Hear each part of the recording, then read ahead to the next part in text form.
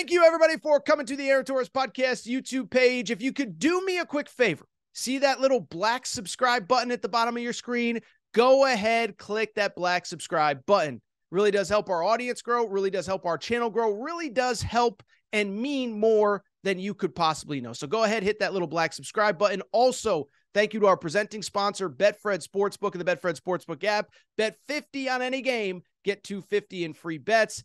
Thank you again to Betfred. Thank you again to you. Now, here's the video that you came here for. Is just do a segment that you guys and girls love, and you guys and girls, actually, I got 2 or 3 private DMs asking about this specific topic.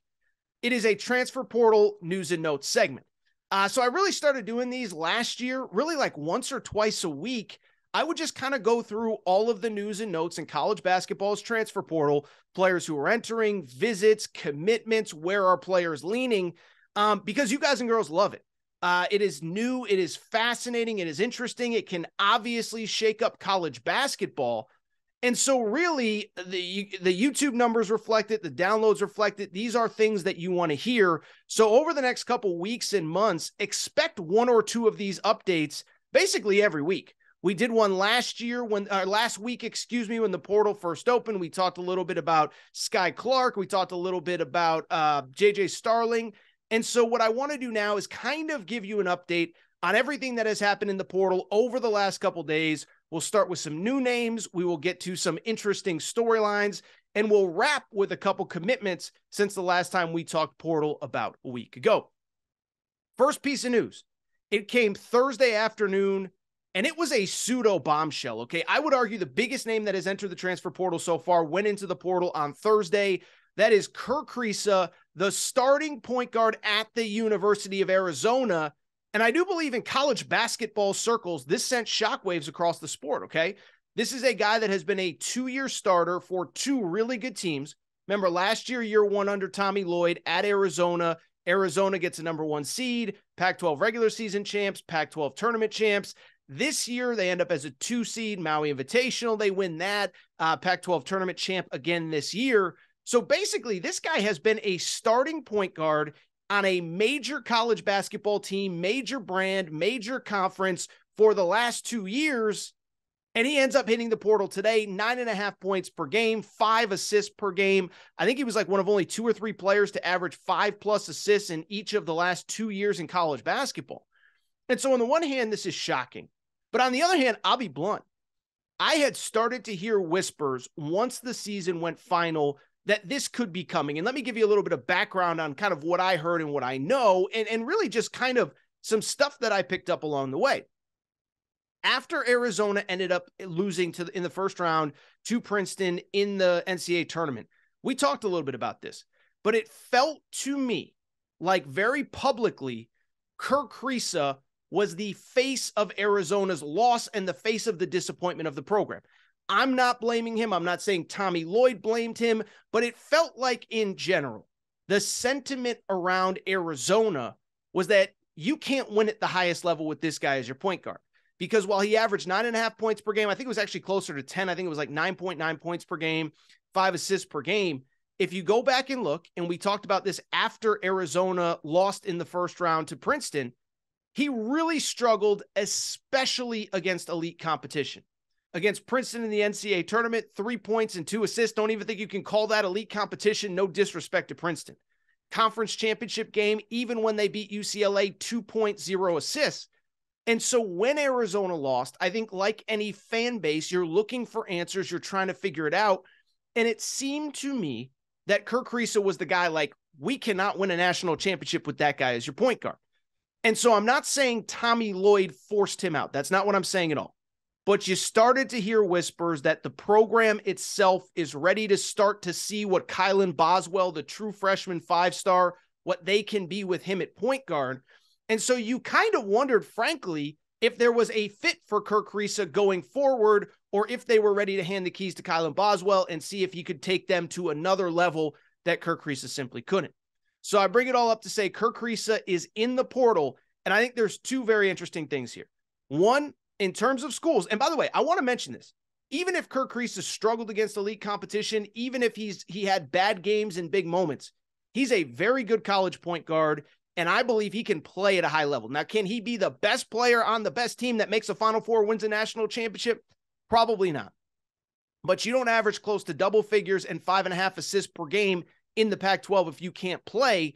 And so he is going to have plenty of options. Now, I have already heard that I've heard some rumblings that he could reunite with Sean Miller at Xavier. Remember, he was recruited to Arizona by Sean Miller. His freshman year, he didn't really get to play much. There were some NCAA issues, but that first season was Sean Miller's final year. They were very close. He was very close with Sean Miller and his coaching staff. My understanding is this may be possible. They may reunite. As a matter of fact, I will say this on whatever it is, March 23rd right now. If I had to guess, I believe that Kerr Kriisa will be playing for Xavier next year with Sean Miller. So that's the interesting thing. One, he's going to have plenty of options, but I suspect he will likely end up at Xavier.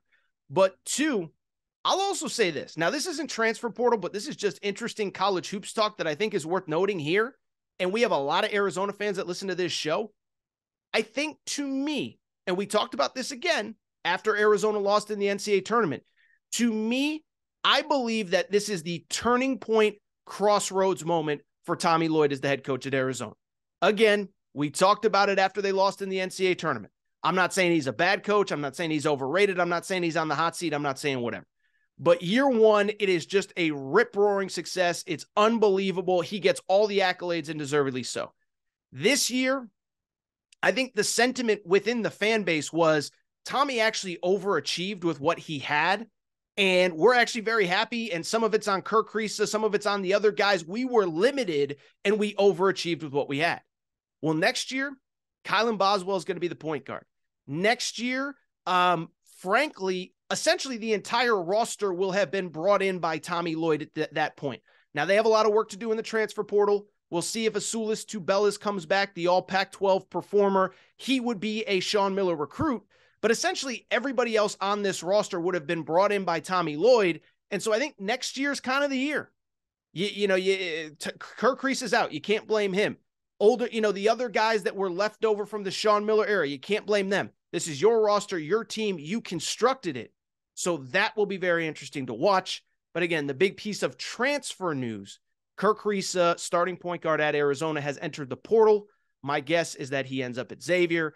By the way, very interesting, another Arizona guard, Adama Ball, a foreign player, has entered the portal as well. He was kind of a high upside kid. I was actually excited to see his potential for Tommy Lloyd in Arizona. It does not work out. He will now hit the portal as well. Let's keep it going. More news and notes from the portal. Did you see what mid-major team sent a bunch of players to the portal on Tuesday? This one was very interesting. And by now, you know, I have talked more about Rick Pitino than any podcast anywhere in America. I think if Rick Pitino's family had a podcast, they probably wouldn't have talked about Rick Pitino to St. John's as much as I have.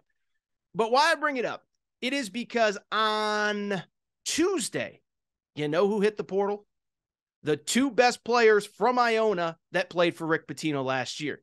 Guard William Clayton Jr., very good guard, in my opinion, 16.5 points per game, 43% three-point shooter, and then also a big man, Nelly Jr. Joseph. He's from Africa originally, really just solid across the board big man, 14 points, 9.5 rebounds per game at Iona this past season. Why do I bring it up? Well, I don't think it's fair to officially say that those guys are going to follow Rick Pitino from Iona to St. John's. I don't know that for sure, but it's worth noting a few things. They entered the portal the same day that Rick Pitino was hired at St. John's. They weren't waiting around. They didn't care that Tobin Anderson, the breakout star of the NCAA tournament at Fairleigh Dickinson, was named head coach at Iona. He will certainly have a chance to recruit those guys, but I bring it up because I sit there and say, I don't know. Feels to me like those are two guys that I believe can play in the Big East. William Clayton had a pretty good game against UConn, 15 points. Nelly Jr. Joseph, a guy, again, 14 points, 9 rebounds. He's about a 6'9", kind of super athletic big guy. Those strike me as guys that can play in the Big East. And why it's especially important, I think, is for this reason. If you listen to Rick Pitino's press conference on Tuesday very closely, he basically insinuated there is going to be a lot of turnover at St. John's in the coming weeks.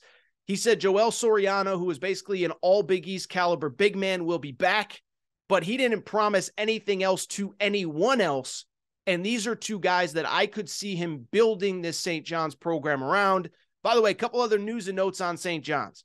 One, they were in on Wednesday morning to see Boogie Fland, a 5-star guard in the New York City area.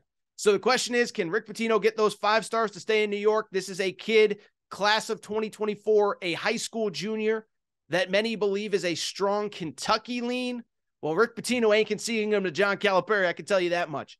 There's already rumors, and I actually did a video on YouTube about this, that Ian Jackson, a 5-star committed to North Carolina from the New York City area, could he flip to St. John's? So there's already a lot of interesting recruiting buzz with Rick Pitino. By the way, Johnny's fans, if you're listening to this, we did start our newest Torres on account. Torres on SJU, Torres on St. John's. Make sure to subscribe there on Twitter for all of your St. John's news and notes. By the way, that is the 12th Torres on account in addition to Kentucky, Arkansas, UConn, etc. I'm not going to get into all of them now. Let's keep it going. More transfer portal news and notes. Just want to hit on a couple quick names that you probably need to know going forward. One really big name, metaphorically and literally, Graham Ike. This is a guy to know. He played at Wyoming. Okay, if you remember 2 years ago, Wyoming made the NCAA tournament as an at-large team. He was one of the 2 foundational pieces for that team.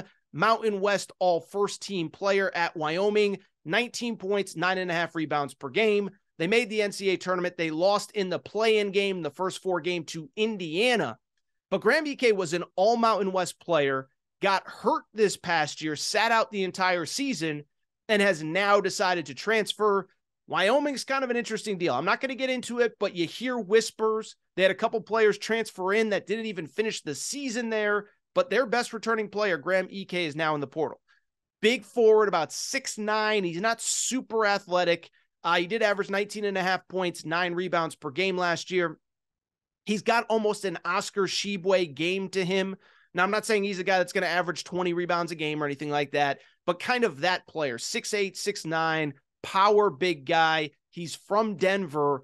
I think it's a little early to speculate where he could end up. He'll hear from everybody. One school that he reminds me of a player that would play for this guy. He's kind of got that game that Ed Cooley loves from his big guys. Ed Cooley, now the head coach at Georgetown. If you have watched a Providence team at all where Ed Cooley was, they have those big bangers down low. This kid kind of reminds me of that. Not speculating that he'll go to Georgetown, but that is a name to know in the portal. Couple other names that you need to know. One, Georgia's best player, Kari Oquendo, is in the portal. He is a player that is testing the NBA draft waters, averaged 13 points per game this year at Georgia. Thing I would say about him, he's super athletic, in the open court, wing player, really good. He doesn't really do all that much besides be super athletic in the open court. Averaged less than 1 assist per game this year. This current season shot 27% from 3. So think super high upside athlete. Not a ton there otherwise, but he is a very interesting player. Again, he's testing the draft waters. So he's one. He got his name in the portal, but I think he'll probably keep his name in there for a while, look at the NBA stuff before he seriously considers returning to college. But if he does, he will be a very in-demand kind of guy. A couple other names. One, just keep an eye. This is another guy that St. John's has reached out to, but also Kansas has reached out to, North Carolina has reached out to. Nick Timberlake. If you're looking for a mid-major guy, Nick Timberlake might be the guy to keep an eye on.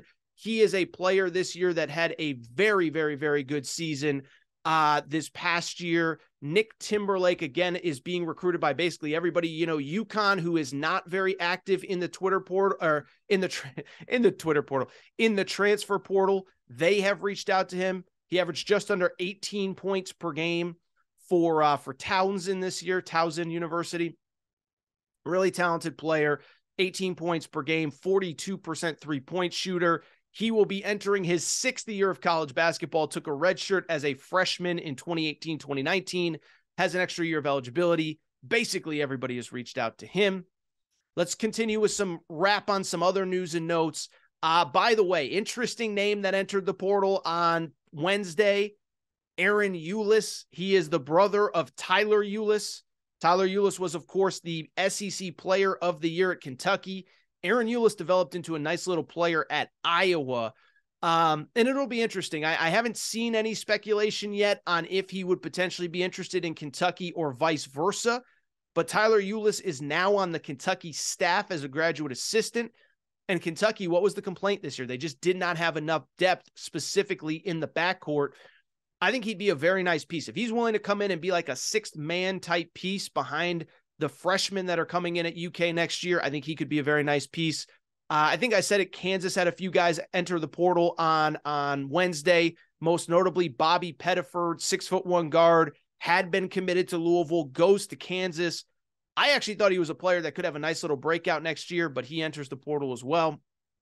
So those, I think, are really the names to know going forward in the portal. And also a couple notes since we last recorded and talked portal.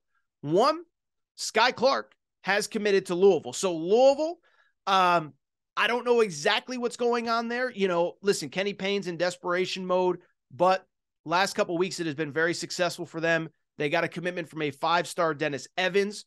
On top of that, they got another 5-star Trenton Flowers to reclassify, was a member of the class of 2024. He is now coming up to 2023, but also Sky Clark.